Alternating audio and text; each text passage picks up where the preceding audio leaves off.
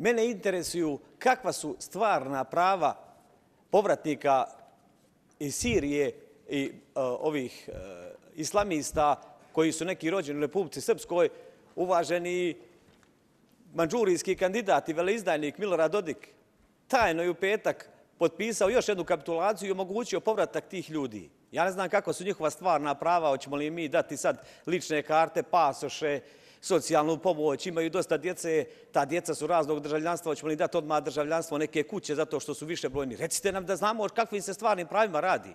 To što ste vi uradili sve ove godine, što toliko u Bosni i Hercegovini, vehabija, selefija, povratnika sa sirijskog ratišta, što niste procesuirali ne napad, znači pokušaj ubistva predsjednika naše susjedne, bratske, prijateljske države Srbije koji se desio u Potočarima u Srebrenici. Pa to vas sve čini, ako ne izdajnicima, podanicima koji niste bili u stanju da se izborite sa svim tim stvarima. Pa ko je proizveo migrantsku krizu? Dragan Mektić je bombardovao Siriju, napravio migrantsku krizu i njegova odgovornost što migranti prolaze preko Bosne i Hercegovine.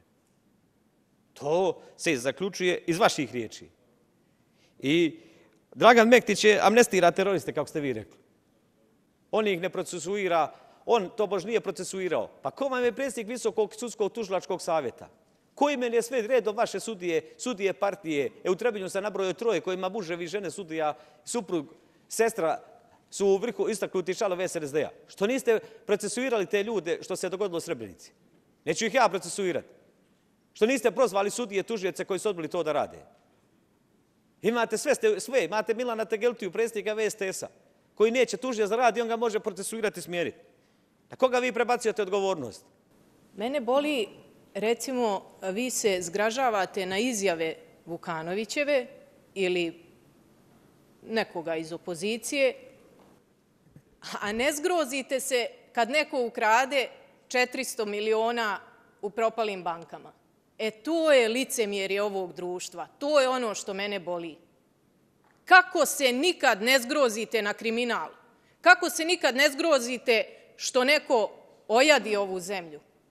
A zgrozite se na nečiju izjavu. I to vam je strašno. Evo ja ću vas posjetiti na izjave vaše kolege koji sjedi iza vas do prije par dana, gospodina Tegeltije, koji kad je gore predložen za predsjedavajućeg savjeta ministra rekao ne, Narodna skupština nas ne može obavezati šta ćemo mi ovdje raditi.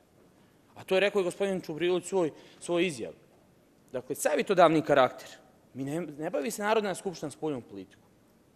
Šta je u tom svemu sporno? Sporno je što ste vi ubjeđivali narod da mi ovdje sve odlučujemo. Pa ste raspisali referendum o 9. januaru, pa ste ga proglasili anketu. Na takav način vi radite. Ni Brežnjev, ni Staljin, ni Hruščov, koji je lupao cipelom pojedinim nacijama, ni sva ona ekipa moćnih lidera Sovjetskog saveza nije uspjela da porazi NATO i da NATO ustukne. Ali NATO je ustuknuo sinoć. I to smo čuli od uglednog koji nam vaspitava i obrazuje djecu dekana Fakulteta bezbjednosti Predraga Ćeranića, kaže NATO se povukao i ustuknuo pred Miloradom Dodikom. Dakle, on je jači i od Brežnjeva, i od Hruščova, i od Staljina. I volio bih da mi se kaže, nakon tog kad je ustuknuo NATO, jesmo li ih protjerali preko Save ili smo ih samo iz Republike Srpske do Federacije?